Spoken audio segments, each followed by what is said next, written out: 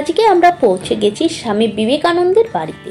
অনেকদিন থেকেই যাওয়ার ইচ্ছা ছিল। এই মহান মানুষটির বাড়িতে যদি একবার দর্শন না করি তাহলে জীবনটা সত্যিই বৃথা থেকে যাবে।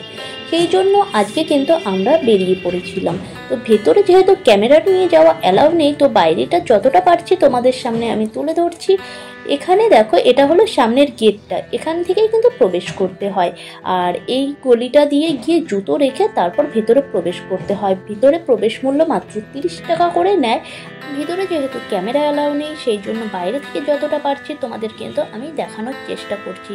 আর এটা কিন্তু নিউ বিল্ডিংটা। আর এদিকে শুরু হয়েছিল প্রচণ্ড পরিমাণে বৃষ্টি, রাস্তাঘাট দেখেই বুঝতে পারছো। তো বৃষ্টি মাথায় নিয়ে কিন্তু আজকে আমরা এখানে এসেছিলাম।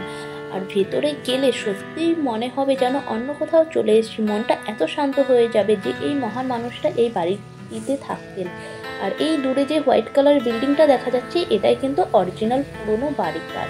এখানে স্ট্যাচু করা আছে। আর নতুন বিল্ডিং যেগুলো হয়েছে এটা কিন্তু পরে করা হয়েছে। আর এই ভেতরে এই পেছন দিকটাতে দেখতে পাচ্ছ হোয়াইট কালারের, এটাই কিন্তু অরিজিনাল বাড়ি।